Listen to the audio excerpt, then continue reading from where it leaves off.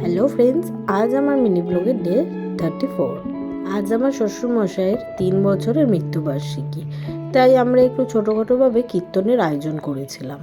এখানে আমি বাবার মায়ের ফটোটা দিয়ে ভালো মতো সাজিয়ে দিচ্ছি সুন্দর করে। আর এই কয়েকটা ফুল আমি নিয়ে এসেছিলাম, আর এই ভাসটা না আমি বিয়েতে পেয়েছিলাম, আর আজকে এটা আমি ইউজ করলাম। এখানে আমি ফুলগুলোকে ভালো মতো সাজিয়ে দিচ্ছি, আর আমার পুজো দেওয়াও হয়ে গেছে। একা হাতে আমি যতটা পেরেছি ততটাই করেছি। আর শীতকালে কিন্তু নানা রকমের ফুল দেখতে পাওয়া যায়, তার মধ্যে আমার তো ফেভারিট রজনীগন্ধা আর এই চন্দ্রমল্লিকা। তোমাদের কি কি ফেভারিট আমাকে কমেন্টে জানাবে। এখানে আমার সাজানো হয়ে গেছে, বা আমার ফটোর সামনেটা কেমন হয়েছে তোমরা আমাকে জানিও। তারপরে সন্ধ্যাবেলা সমস্ত রান্নাবান্না করে নিয়েছিলাম, আর আমার শ্বশুর শাশুড়ি দুজনই ঠাকুর শ্রী হরিচাঁদ গুরুচাঁদের দীক্ষিত। আর সেই মতেই আমি চেষ্টা করি যে তাদের মৃত্যুবার্ষিকীতে এই কীর্তনটা দেওয়ার, কারণ আমি 2 বছর ধরেই করছি এটা। আর যেটুকু আমি নিয়ম পারি সেটা আমি করে দিলাম এখানে।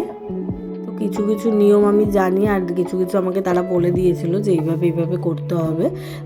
কতবারও আমি এইভাবেই ঠিক করেছিলাম, তো সেটাও আমার মনে ছিল। তারপরে এই যে এখন শুরু হবে, এখন হচ্ছে বন্দনা। বলার চেষ্টা করছি, বিষয় হচ্ছে